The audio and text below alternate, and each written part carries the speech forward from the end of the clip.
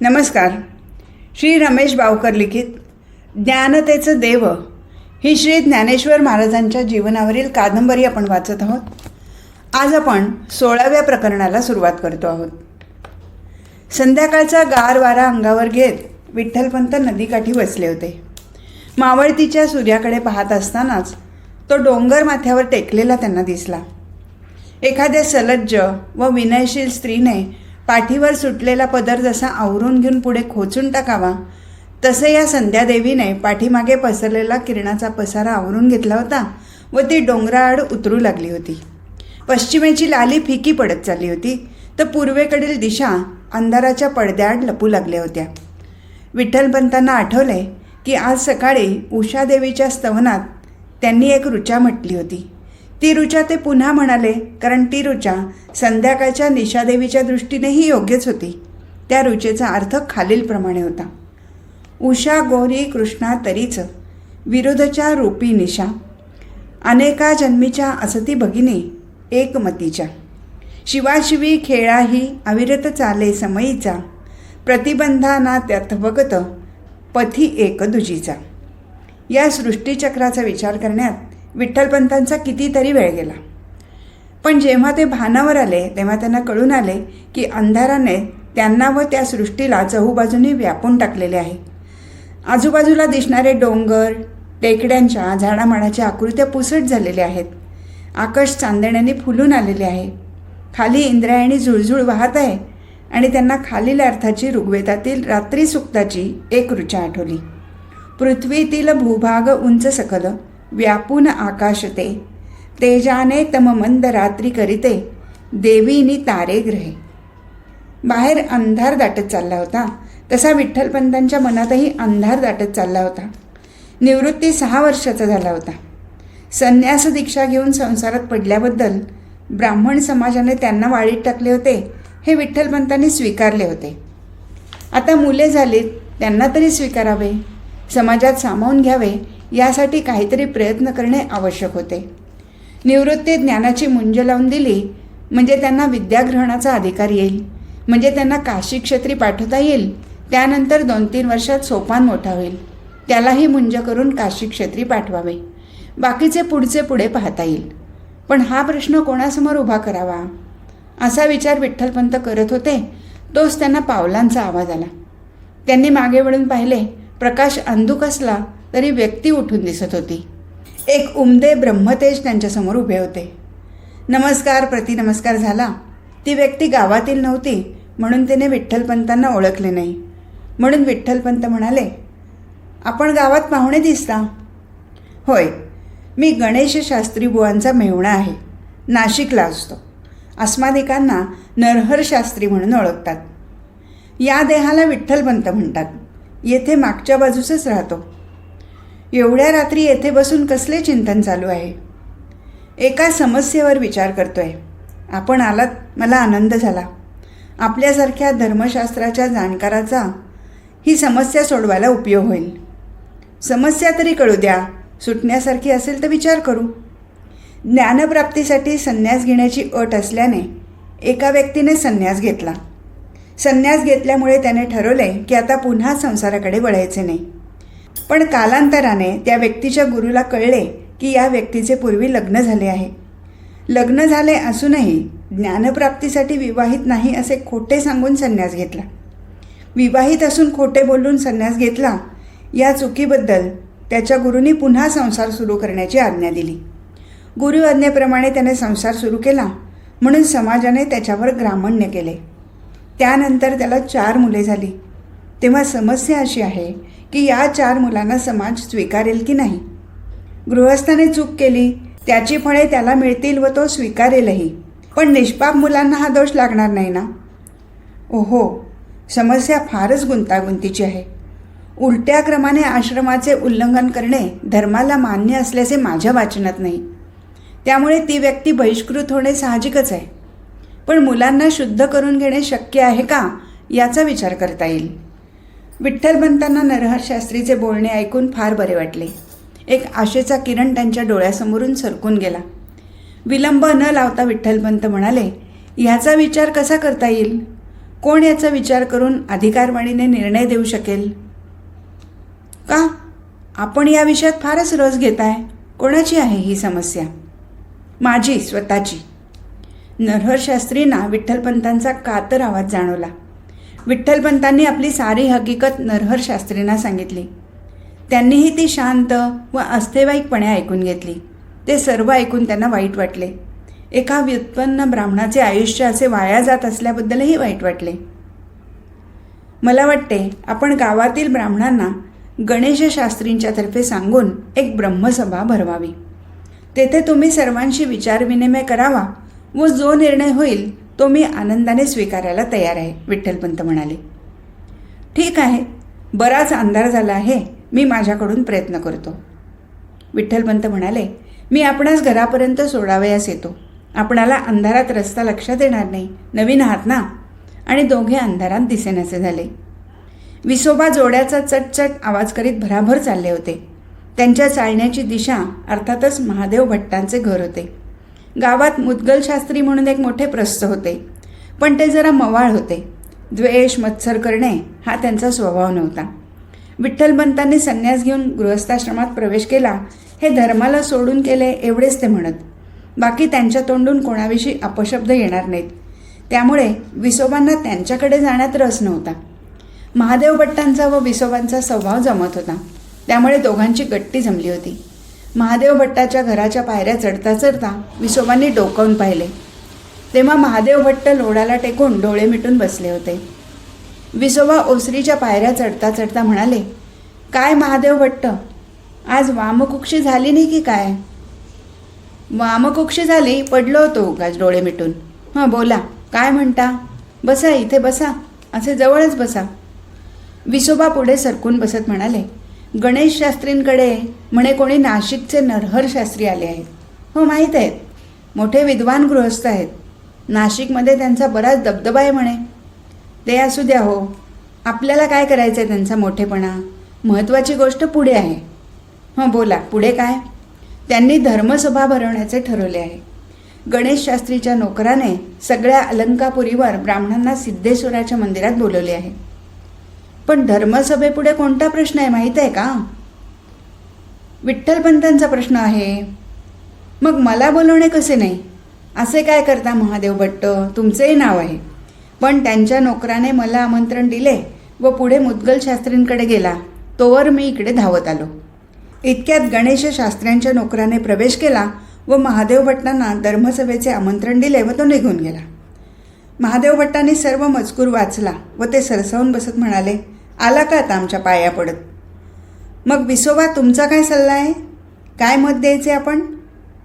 विसोबा म्हणाले, विठ्ठलपंतांचा प्रश्नच नाही, त्यांना कोणत्याही प्रकारे क्षमा नाही. पण मुलांना सुद्धा हा दोष लागतोच व त्यांनाही समाजाने वाळीत टाकावे. त्यांच्याशी कोणतेही व कोणीही संबंध ठेवू नये.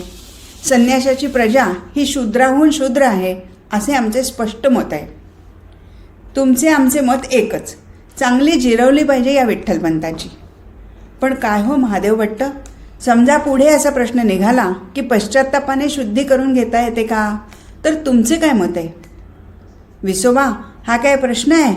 अहो, ज्या देहाकडून उलट्या आश्रमाचे संक्रमण झाले आहे त्याला प्रायश्चित्ताने शुद्धी कसली? तो काय गोमूत्राने शुद्ध होईल असे वाटते काय? मग त्यावर उपाय काय? अहो विसोबा, त्याला देहांत प्रायश्चित्त हाच उपाय. काय? देहांत प्रायश्चित्त हाच उपाय?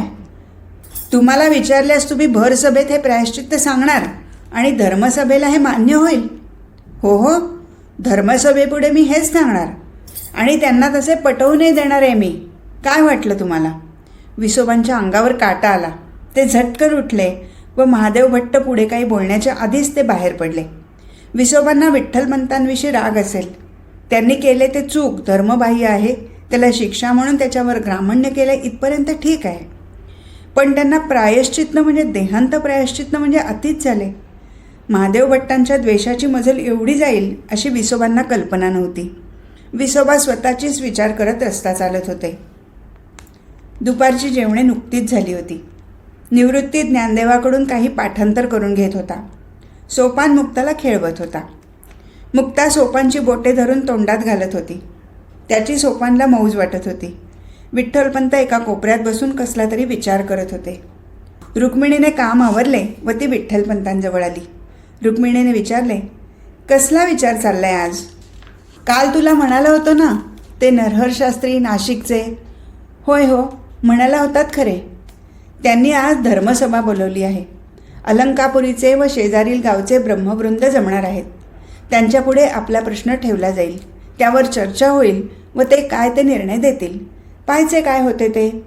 आपले आयुष्य कसेही जाईल, पण आपल्या मुलांना ही ग्रामण्याची मत्सराग्नीची धग नको लागायला, नाहीतर बिचारी होरपळून निघतील. रुक्मिणीच्या डोळ्यात पाणी उभे राहिले. रुक्मिणी म्हणाली, मलासुद्धा तीच काळजी वाटते. परमेश्वरा, तूच यातून मार्ग काढणारा आहेस हेच खरे. त्यानंतर विठ्ठलपंत रुक्मिणी काहीच बोलले नाहीत. काही बोलणे त्यांच्या हातात नव्हते व जे काही धर्मसभेमध्ये सांगितले जाईल ते ऐकणे एवढेच बाकी राहिले होते. संध्याकाळ झाली आणि सिद्धेश्वराचा सभामंडप भरू लागला. विठ्ठलपंत लांब एका झाडाखाली बसून होते. नरहर शास्त्रींचे आगमन झाले. सर्वांनी आपापल्या जागा घेतल्या. सभेची सूत्रे महादेव भट्टांनी हातात घेतली व बोलायला उभे राहिले. विठ्ठलपंतांचा पूर्ण इतिहास त्यांनी सभेपुढे मांडला. विठ्ठलपंत व बाकी सर्वजण ऐकत होते. महादेव भट्टांचे बोलणे झाल्यावर नरहर शास्त्री बोलायला उभे राहिले. ते म्हणाले, सभासद हो, महादेव भट्टांनी आपणापुढे विठ्ठलपंताविषयी काही सांगितले. आता विठ्ठलपंत त्यांची बाजू मांडतील, तेव्हा विठ्ठलपंत तुम्ही सांगा. विठ्ठलपंतांनी ज्या क्रमाने घटना घडल्या त्या थोडक्यात सांगितल्या. ही मुले परमेश्वराचे अवतार आहेत ही गोष्ट त्यांनी कधीही कोणाजवळही प्रगट केली नाही. ही गोष्ट फक्त रुक्मिणी, विठ्ठलपंत, उमाबाई व सिद्धोपंत यांनाच माहीत होती. रुक्मिणीच्या विनंतीवरून उमाबाई व सिद्धोपंत यांनी ही गोष्ट इतर कोणाला सांगितली नव्हती. त्यामुळे या धर्मसभेपुढे याची वाच्यता करण्याचा प्रश्नच येत नव्हता. विठ्ठलपंत स्वतःची हकीकत संपवताना म्हणाले, उलट्या क्रमाने आश्रमाचे संक्रमण झाले ही घटना जरी गुरु आज्ञेने घडली असली तरी धर्मामध्ये त्यावर काही उपाय सांगितला आहे का याचा विचार व्हावा. व दुसरी गोष्ट, माझी मुले निष्पाप आहेत. माझ्या चुकीचा दोष त्यांच्यावर लादला जाऊन त्यांच्यावर माझ्याप्रमाणे ग्रामण्य केले जाऊ नये. त्यांना शुद्ध करून मुंजीची परवानगी द्यावी व समाजात सामावून घ्यावे एवढीच माझी या धर्मसभेला नम्र विनंती आहे. ब्राह्मण आपापसात चर्चा करू लागले. महादेव भट्ट व विसोबा नरहर शास्त्रीशी चर्चा करू लागले.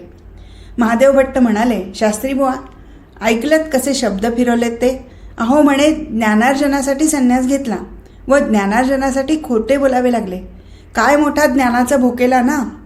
अहो शास्त्री बुवा, लग्न झाले, 3-4 वर्षे मूलच झाले नाही. त्यामुळे स्मशान वैराग्य आले व घरातून पळून जाऊन काशीला संन्यास घेतला. मग जेव्हा त्या काशीच्या पाखंड्या रामानंद स्वामींना कळले की याचे लग्न झालेले आहे, म्हणून त्याने लगेच या विठ्ठलपंतांना हाकलून दिले व आता कोठेही जाण्याला मार्ग नाही असे दिसले, तेव्हा हे महाराज पुन्हा संसारात आले आणि हे पोरांचे लेंढार वाढवून ठेवले. नरहर शास्त्रींना विठ्ठलपंतांनी सर्व हकीकत पूर्वीच सांगितली होती. त्यामुळे महादेव भट्टांच्या बोलण्याचा त्यांच्यावर काहीच परिणाम झाला नाही. नरहर शास्त्री म्हणाले, महादेव भट्ट, आपण फक्त धर्मशास्त्र याबाबतीत काय सांगते याचा विचार करायस एकत्र आलो आहोत. बाकीच्या गोष्टीशी आपल्याला मतलब नाही. धर्मशास्त्र एवढेच जाणते की उलट्या क्रमाने आश्रम संक्रमण अयोग्य आहे, ते धर्माला मान्य नाही. याप्रमाणे तुम्ही त्यांच्यावर ग्रामण्य केलेले आहे, हेही ठीक आहे. पण कोणाचाही एवढा द्वेष व मत्सर योग्य नव्हे. त्यांनी संसार केला म्हणजे मुले होणारच. त्याला अशी भाषा वापरणे हे शिष्टाचाराचे लक्षण म्हणता येणार नाही. नरहर शास्त्रींचे वक्तव्य ऐकून महादेव भट्टांना चांगलीच चपराक बसली. विसोबा मनातून वरमले.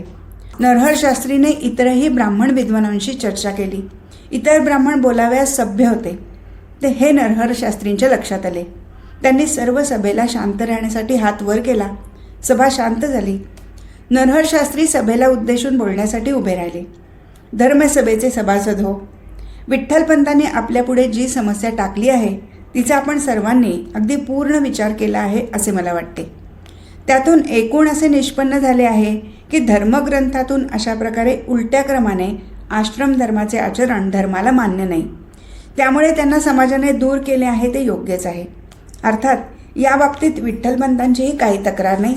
आता महत्त्वाचा मुद्दा म्हणजे मुलांच्या शुद्धीकरणाचा व विठ्ठलपंतांनी केलेल्या चुकीबद्दल काही प्रायश्चित्त आहे का याचा विचार करण्याचा. मला वाटते हे दोन्ही प्रश्न एक पैठण किंवा दुसरे काशी येथेच जाऊन सोडवावे लागतील. माझ्या माहितीवरून पैठणचे रामशास्त्री अलंकापुरीत येण्याची शक्यता आहे. ते आले तर या प्रश्नावर अधिकारपणाने निर्णय देऊ शकतील. महादेव भट्ट मध्येच उठून नरहर शास्त्री बुवांच्या कानी लागले व म्हणाले, अहो शास्त्री बुवा, त्यांच्या या चुकीला धर्मशास्त्राने देहांत प्रायश्चित्त सांगितलेले आहे. ते आपण जाहीर कराव्यास हरकत नाही. नरहर शास्त्री म्हणाले, महादेव भट्ट, तुम्हाला वेळ लागले आहे की काय? या सभेतील धर्मज्ञांची पातळी पाहता यापैकी कोणालाही, अगदी मलाही, कोणालाही देहांत प्रायश्चित्त देण्याचा अधिकार नाही. या सभेच्या सर्व चर्चेचा वृत्तांत मी पैठणास कळवणार आहे. त्यात जर मी कळवले की विठ्ठलपंतांना आम्ही देहांत प्रायश्चित्त दिले म्हणून, तर काय प्रसंग ओढवेल माझ्यावर तुम्हाला माहीत आहे. उगाच काहीतरी बडबड करू नका, गप्प बसा. नरहर शास्त्रींनी दुसरा टोला महादेव भट्टांना मारला. नरहर शास्त्री सभेला उद्देशून पुढे म्हणाले, हे विद्वान हो, मला वाटते आपण या बाबतीत.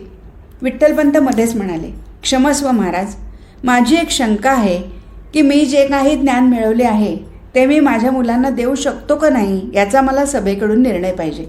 तरी आपण त्याचाही विचार करावा. नरहर शास्त्री म्हणाले, विठ्ठलपंत, ज्ञान हे शुद्ध आहे, ते तुम्ही मुलांना देऊ शकता. पण एक गोष्ट महत्त्वाची आहे की या ज्ञानाचा उपयोग त्यांना ब्राह्मण म्हणून ब्रह्मकर्म करण्याकरता करता येणार नाही हे निश्चित. त्यांना ब्रह्मकर्म करण्याचा अधिकार असणार नाही एवढेच. ठीक आहे. महादेव भट्ट नरहर शास्त्रींजवळ जाऊन म्हणाले, पण आपण त्यांना वेदज्ञानाला परवानगी कशी दिलीत? वेदांचा उच्चार शूद्राने करायचा नसतो ना. महादेव भट्ट, या एवढ्या विद्वान ब्राह्मणामध्ये आपणच या विरोधाचा पुढाकार का घेता हे मला समजत नाही. आपण नाही म्हटले तरी ज्ञान ही गोष्ट अशी आहे की ती कोणीही कोणालाही केव्हाही देऊ शकतो. त्याला तुम्ही प्रतिबंध कसा करणार? तुम्ही नाही म्हणालात आणि त्यांनी शिकवले तर ते शिकवले जाणार नाही असे थोडेच होणार आहे. शिवाय पूर्वश्रमीचे ते ब्राह्मण आहेत आणि अजूनही ते ब्राह्मणच आहेत, पण त्यांना आता कोणतेही ब्रह्मकर्म करण्याचा अधिकार राहिला नाही. महादेव भट्ट, आपण एक महत्त्वाची गोष्ट विसरता आणि ती म्हणजे विवेक आणि आचरण. विठ्ठलपंत कसेही वागले असोत, पण त्यांनी त्यांचा विवेक व शुद्धाचरण सोडले नाही. कालच त्यांचे माझे नदीकाठी बोलणे झाले आणि त्यांनी मला त्यांचा सारा इतिहास सांगितला व जीवनक्रमसुद्धा सांगितला. समाजाकडून एवढा त्रास होत असून त्यांच्या मनाची शांती व संयमाची वागणूक तसेच विनय हे गुण वाखाणण्यासारखे आहेत की जे वास्तविक पाहता तुम्हा ब्राह्मण समाजाकडे अवश्य पाहिजेत. पण मला तर इथे उलटाच प्रकार दिसतोय. मला वाटते तुम्ही आता गप्प बसावे हेच बरे. माझ्या कानावर बऱ्याच गोष्टी आल्या आहेत. मला फक्त एवढेच सांगावेसे वाटते की तुम्ही त्यांचा द्वेष करणे सोडून द्यावे. असे म्हणून महादेव भट्टांना तिसरी चपराक बसली. विसोबा तर चपापलेच. महादेव भट्टांनी ठरवले की आता आपण या ठिकाणी जास्त बोलून शोभा करून घेण्यात अर्थ नाही. नरहर शास्त्रींनी जाहीर केले की हे विद्वान ब्राह्मणो, आता सभेचे कामकाज संपले आहे, धन्यवाद. आणि हळूहळू लोक निघून जाऊ लागले. विठ्ठलपंत शेवटपर्यंत पिंपळाच्या पारावर बसून होते. सर्व सभामंडप रिकामा झाला. अंधार पडत चालला. विठ्ठलपंत सिद्धेश्वराच्या गाभाऱ्याजवळ गेले. दुरूनच त्यांनी सिद्धेश्वराला साष्टांग दंडवत घातला. परमेश्वराचे क्षणभर डोळे मिटून चिंतन केले व ते वळले. त्यांनी पाहिले, मागे रुक्मिणी उभी होती. रुक्मिणी, तू? हो, मीच आहे. तू काय आलीस इथे? तुम्ही हळवे आहात. धर्मसभेच्या चर्चेतून काही भलतेच निष्पन्न होईल अशी मला भीती होती. नरहर शास्त्री होते म्हणून त्यांनी आपली बाजू बरीच सावरून धरली. अन्यथा महादेव भट्ट व विसोबा यांच्या तालावर जर सभा चालली असती तर भलतेच काही झाले असते, म्हणून मी आले होते. माझे आपणावर दुरून लक्ष होते. रुक्मिणीचा भाव पाहून विठ्ठलपंतांना गहिवरून आले. ते म्हणाले, रुक्मिणी, तुझा भाव माझ्या लक्षात आला. आता आपण जाऊयात. चला, मुले एकटी असतील. त्याची आपण काळजी करू नये. निवृत्ती म्हणाला की मी सांभाळेन सर्वांना, तुम्ही काळजी करू नका. दोघांनी जेव्हा झोपडीच्या दारातून पाहिले तेव्हा त्यांना दिसले की मुक्ता निवृत्तीच्या मांडीवर झोपली होती. ज्ञाना आणि सोपाना समोर बसून शांतपणे ऐकत होती. निवृत्ती त्यांना काही गोष्ट सांगत होता. रुक्मिणी विठ्ठलपंत आत गेली. विठ्ठलपंतांनी ज्ञाना सोपानला जवळ घेतले. रुक्मिणीने निवृत्तीच्या मांडीवरील मुक्ताला खाली चौघडीवर झोपवले व निवृत्तीला जवळ घेतले. दोघांच्याही डोळ्यातून अश्रुधारा वाहत होत्या. मुले स्तब्ध बसली होती. हे काय चालले आहे हे त्यांच्या बालबुद्धीला आकलन होत नव्हते. मुले जेवून झोपली.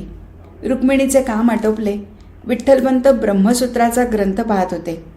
ज्ञानप्राप्तीच्या आवडीने त्यांना स्वस्थ बसू दिले नाही. झोपडीत संसार उभा केला तेव्हा ते केवळ अंगावरच्या वस्त्रानिशी आले होते. पण नंतर त्यांनी ज्ञानोपासना चालू ठेवण्यासाठी कोणाकोणाकडून अनेक ग्रंथ जमा केले होते. त्यांना कल्पना होतीच की याचा उपयोग आपल्याला तर होईल, पण पुढे मुलांचा अभ्यास घेण्यासाठीही होईल. लोकांनी जीर्ण झालेल्या पोथ्या त्यांना दिल्या होत्या, तरी त्यातील ज्ञान मात्र जीर्ण झालेले नव्हते. म्हणून त्यांनी त्या पोथ्या अतिशय व्यवस्थित ठेवल्या होत्या. रुक्मिणी शेजारी येऊन बसली व म्हणाली, सभेत काय झालं ते सविस्तर तरी सांगावं. तुला ऐकू नाही आलं काही? मी लांब होते, फक्त तुमची मूर्ती मी न्याहाळत होते. सभेतून तसे काहीच निष्पन्न झाले नाही. मुलांच्या शुद्धीकरणाचा उपाय नाही नि आमच्या चुकीला प्रायश्चित्त नाही. फक्त नरहर शास्त्री म्हणाले, तुम्ही तुमच्या मुलांना जे काही शिकवायचे असेल ते शिकवू शकता, पण त्यांना कोणतेही ब्रह्मकर्म करण्याचा अधिकार नाही. अहो, मग त्या ज्ञानाचा उपयोग काय? आपल्या मुलांना उपजीविकेचे साधन काय? काय त्यांनीही तुमच्याप्रमाणे जन्मभर भिक्षांदेही करायचे आणि आयुष्य असेच घालवायचे? रुक्मिणी, ज्ञान हे कधीही वाया जात नाही. धर्मशास्त्राचे ज्ञान समाजात वागण्यासाठी उपयोगी पडेल. स्वतःच्या कर्तव्यकर्माची त्यांना जाण येईल आणि त्याप्रमाणे वागून ते स्वतःचा आत्मविकास साधू शकतील. हा हेतू लक्षात घे. समाज बदलत असतो. शिवाय आपणाला तर माहीत आहे की ते परमेश्वराचे अवतार आहेत. तेव्हा ते जे कार्य करायस आले असतील ते जर करणार असतील तर त्यासाठीही त्यांना या ज्ञानाचा उपयोग होईल. तेव्हा रुक्मिणी, परमेश्वराने जशी योजना केली असेल तसे होईल. नरहर शास्त्रींच्या मुखातून परमेश्वरच बोलला असे समजून आपण मुलांना शिकवायला सुरुवात करावी, हेच ठीक होईल. उगाच वेळ कशाला घालवा व कोणाची वाट पाहायची आहे असे मला वाटते. तुला काय वाटते? ठीक आहे, तुमचा मार्ग मोकळा झाला. तुम्ही आता मुलांना शिकवायला सुरुवात करा. म्हणजे तुलाही माझे बोलणे पटले तर मग येत्या चैत्र पाडव्यापासूनच मी त्याची मुहूर्तमेढ रोवतो. रुक्मिणीलाही विठ्ठलपंतांच्या ठिकाणी आलेला उत्साह पाहून बरे वाटले. विठ्ठलपंत वाचत होते. रुक्मिणी मुक्ताला कुशीत घेऊन झोपी गेली. प्रकरण 17. सूर्या आगमना प्रकाशित करी आरक्त देवी उशे, येऊनी जनजागृता हवन ती यज्ञा करी पूजने, देवाची करीती जपे तपतसे होमासवे गायने, अग्नी इंद्र उपासना करीत ते ब्रह्मरूपा ध्यायने. विठ्ठलपंत ऋग्वेदातील उषादेवीच्या स्तुतीच्या उषा सूक्तातील वरील अर्थाची ऋचा म्हणत होते. त्यांचे शब्द स्पष्ट व सावकाशपणे उच्चारले जात होते. अर्ध्या अर्ध्या चरणावर ते थांबत होते. त्याचे पुनरुच्चारण ऐकल्यावर ते पुढील अर्धा चरण म्हणत होते आणि अशा प्रकारे त्यांच्या समवेत शिष्य रूपाने त्यांचे दोन्ही मुलगे निवृत्ती ज्ञानदेव हजर होते. उषास्तवनाच्या पहिल्या पाठापासून मुलांच्या विद्याग्रहणाला विठ्ठलपंतांनी प्रारंभ केला होता. आत्तापर्यंत त्यांनी पिता या नात्याने शिकवले होते, पण ब्रह्मवृंदाच्या धर्मसभेतील एकूण वातावरण पाहता त्यांच्या असे लक्षात आले की आपल्या मुलांच्या मुंजी होणे अवघड आहे आणि मुंजी जर वेळेवर झाल्या नाहीत तर त्यांचे शिक्षण तरी कसे होणार व केव्हा होणार. तेव्हा शास्त्री बुवांनी सुचवल्यावरून विठ्ठलपंतांनी मुलांना स्वतः शिकवण्याचा निर्णय घेतला व त्यासाठी रुक्मिणीची संमती मिळवली होती आणि त्याची मुहूर्तमेढ चैत्र पाडव्याला करण्याचे ठरले होते. त्याप्रमाणे आज सकाळपासून उषादेवीच्या स्तुतीस्तोत्राने त्यांनी हे ज्ञानसत्र सुरू केले होते. विठ्ठलपंत दोघांना उद्देशून म्हणाले, बाळांनो, आता या उषेच्या प्रभेकडे पहा. त्या तेजाचे ध्यान करीत डोळे मिटा. दोघांनी त्याप्रमाणे केले. झोपडीच्या शेजारील टेकडीवर त्या त्रिमूर्ती उभ्या होत्या. पूर्वेकडील प्रकाशामुळे त्यांच्या पाठमोऱ्या आकृत्या रुक्मिणी झोपडीच्या दारातून न्याहाळीत होती. सोपान मुक्ता झोपलेली होती. क्षितिजावर रक्तिमा उधळत सूर्यदेवाचे आगमन होत होते. सूर्याची तेजस्वी कड क्षितिजाला टेकलेली विठ्ठलपंतांनी पाहिली व निवृत्ती ज्ञानदेवाला ते म्हणाले, निवृत्ती ज्ञानदेवा, तुम्ही डोळे उघडा. हा सूर्य उदयाला येत आहे, तेव्हा आपण सूर्याची स्तुती करूया. देवा यज्ञ रहस्य जाणत असे, ज्ञानी प्रकाशी पपी, तेजस्वी कनकी जना हित, रती बसे रथी हा पपी. स्तोत्राने तुझला स्तविती उदयी, जय पाहती ये पपी, संपत्ती तव ठेव भक्तगण, हे पावे कृपेने पपी. विठ्ठलपंतांनी सवितृस्तुतीच्या सूक्तातील ऋग्वेदातील वरील अर्थाची ऋचा अर्ध्या अर्ध्या चरणाने म्हटली व त्याप्रमाणे त्यांच्या मागून निवृत्ती ज्ञानदेवाने ती म्हटली. विठ्ठलपंत म्हणाले, बाळांनो, आपणाला होम करून त्यात हवन करण्याचा अधिकार नाही, पण निसर्गाने सूर्यरूपी अग्निकुंड पेटवूनच ठेवले आहे. त्याच्या समृद्ध ज्वाला या जगाला प्रकाश देत आहेत. तेव्हा आपण या अग्निकुंडात स्तवनरूपी हवन करून त्याची पूजा करूयात व त्याला प्रार्थना करूया. असे म्हणून विठ्ठलपंतांनी सूर्यसूक्ताची खालील अर्थाची एक ऋचा म्हटली. तेजस्वी बहुप्रसिद्ध अनला ज्ञानी विधाता तसा निर्दोष स्तवना प्रदीप्त अमुचे होई स्वीकारी अशा. आम्हा तू धनदे प्रसन्न बहुधा होऊनी गायी तशा. संपत्ती पशु सस्य धान्य नि करी संपन्न दे वैभवा. सर्वांनी एका दीर्घ ओंकाराच्या ध्वनीने आसमंत भरून टाकला व नमस्कार करून ते झोपडीकडे वळाले. रुक्मिणीने दारात ओवाळण्याची तयारी ठेवली होती. तिघेही दारात येताच तिने तिघांच्या पायावर पाणी घालून त्यांच्या कपाळी कुंकू रेखले व आरती ओवाळून त्यांना आत घेतले. देवारातील गोपाळकृष्णापुढे विठ्ठलपंतांनी दोघांना बसवले. तेही एका बाजूला बसले. ओंकाराचा उच्चार करून विठ्ठलपंतांनी ओंकाराचे महत्त्व सांगितले. विठ्ठलपंत म्हणाले, बाळांनो, ऐका. ओंकार हे शब्दब्रह्म आहे, सगुण ब्रह्म आहे, आदी ब्रह्म आहे, निर्गुण निराकार ब्रह्माचे ते वाचक निर्देशक आहे. याच्या जपानेच ब्रह्मदेवाला सृष्टी उत्पत्तीचे सामर्थ्य प्राप्त झाले. ओंकार हेच वर्णमालेचे मूळ आहे. या ओंकारापासून सर्व वेद व मंत्र तयार झाले. म्हणून ओंकार हाच सर्व मंत्रांचा राजा आहे, सर्वश्रेष्ठ आहे. तेव्हा याची उपासना केल्यास, जप केल्यास सर्व सामर्थ्य प्राप्त होते. ओंकार हे गणेशाचेही स्वरूप आहे. गणेश विद्येची देवता आहे. तेव्हा गणेशरूप ओंकाराचे प्रथम स्मरण करून आपण या पाठाला सुरुवात करू. असे म्हणून विठ्ठलपंतांनी ओंकाराचे महत्त्व, श्रेष्ठत्व समजून सांगितले. श्री गणेशाचे ओंकार स्वरूपही स्पष्ट करून सांगितले व शेवटी ओंकाराची उपासना त्यांना करावयास सांगितली. 2 घटका ओंकाराचा जप झाला. थोड्याच वेळात निवृत्ती ज्ञानदेव विठ्ठलपंतांच्या समोर येऊन उभे राहिले. बसा निवृत्ती ज्ञानदेव. ओंकार या शब्दब्रह्माचे दृश्य स्वरूप म्हणजे हे 4 वेद आहेत. त्यातील ऋग्वेद, यजुर्वेद व सामवेद हे 3 मुख्य वेद आहेत. पण त्याचबरोबर अथर्व मंत्रांनासुद्धा 4था वेद म्हणून मान्यता दिली गेली. सारांश रूपाने मी तुम्हाला ऋग्वेदाची माहिती देतो. त्यानंतर आपण त्यातील ऋचांचा विचार करू. ज्ञानदेव मध्येच विचारतो, पण बाबा, ऋग्वेद या शब्दाचा अर्थ काय? ज्ञाना, ऋक म्हणजे संपत्ती, ठेवा. वेद म्हणजे जाणा, समजून घ्या. संपत्ती म्हणजे ज्ञानाची संपत्ती, विद्येची संपत्ती, जाणून घ्या असा अर्थ होतो. निवृत्ती ज्ञाना जाणून घ्या असे का म्हटले आहे? ज्याप्रमाणे कष्ट केल्याशिवाय धनप्राप्ती होत नाही, तसेच विचार चिंतन केल्याशिवाय ज्ञान प्राप्त होत नाही. ऋग्वेदातील मंत्ररचना ही सूक्त अर्थाची आहे. उपमा, अलंकारांनी, दृष्टांतांनी, वेगवेगळ्या रूपकांनी परमेश्वराचे वर्णन यात केलेले आहे. त्याची स्तुती, स्तोत्रे गायली आहेत. निर्गुण निराकार परमेश्वराचे स्वरूप स्पष्ट करण्याचा प्रयत्न केला आहे.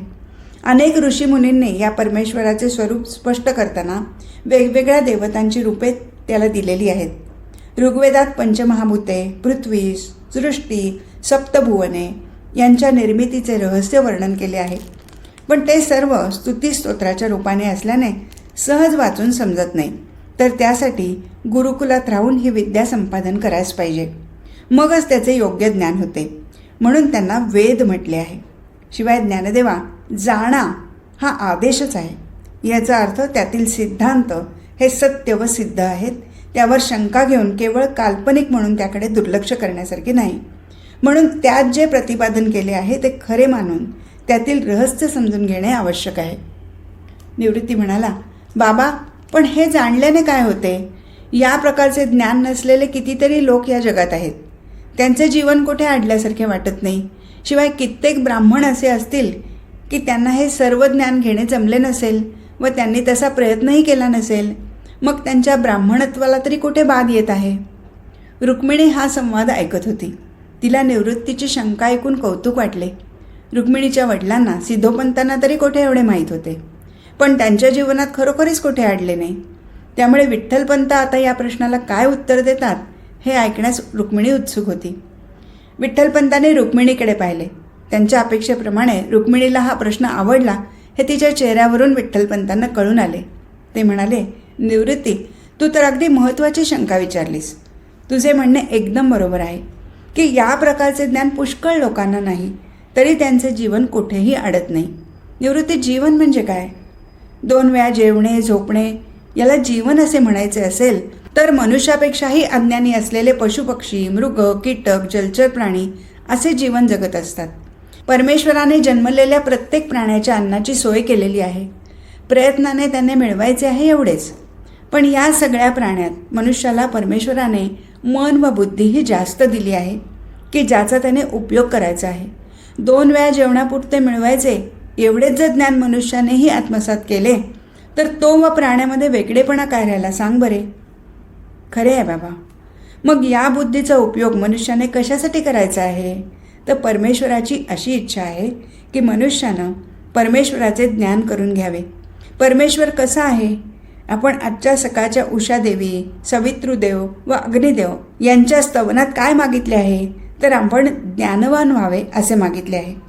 बुद्धीची संपत्ती तू आम्हाला प्रदान कर असे सांगितले आहे, कारण परमेश्वर हा ज्ञानवान, ज्ञानरूप आहे.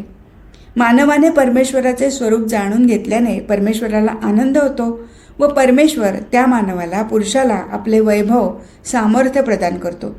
तो पुरुषही परमेश्वर स्वरूप होतो. दुसरी महत्त्वाची गोष्ट म्हणजे जन्ममरणाचे चक्र व 84 लक्ष योनींचा फेरा चुकवण्यासाठीही हे ज्ञान आवश्यक आहे. जे लोक ज्ञान प्राप्त करून घेत नाहीत त्यांना अनेक योनीतून फिरावे लागते व वारंवार जन्ममरण भोगावे लागतात. म्हणून हा भोग टाळण्यासाठी आपण हे ज्ञान प्राप्त करून घेतले पाहिजे. निवृत्ती, ज्ञाना, तुम्हाला या गोष्टी एकदम समजणार नाहीत, हळूहळू समजतील. तरीही तुम्हाला जी शंका येत असेल ती तुम्ही विचारत जा. निवृत्तीने विचारलेल्या प्रश्नाचे विठ्ठलपंतांनी दिलेले उत्तर ऐकून रुक्मिणीचे समाधान झाले. निवृत्ती ज्ञानाला ते कितपत समजले असेल ते असो, पण ते दोघेही म्हणाले, बाबा तुम्ही आम्हाला शिकवा आणि आम्ही ते सर्व शिकून घेऊ. विठ्ठलपंतांना हे शब्द ऐकून आनंद झाला. त्यांनी दोघांना 2 बाजूंना मांडीवर घेतले व त्यांच्या मस्तकाचे अवग्रहण केले. विठ्ठलपंत पुढे म्हणाले, निवृत्ती, ज्ञाना, तुम्ही जेवढे शिकाल तेवढे मी तुम्हाला शिकवीन. निवृत्ती, ज्ञाना दोघेही मांडेवरून उठून सोपानमुक्ताकडे गेली. सोपानमुक्ताला खेळवत होता. चुलीवर आज काहीतरी गोड शिजत होते, कारण आज पाडवा होता व शिवाय निवृत्ती ज्ञानदेवाचा आज गुरुकुलातील पहिला दिवस होता. विठ्ठलपंतांनी झोपडीलाच गुरुकुलाची उपमा दिली. ती रुक्मिणीने ऐकली होती. तेव्हा पहिल्या 2 शिष्यांसाठी तिने पुराण घातले होते. आज इथेच थांबू. हरिओम तत्सत.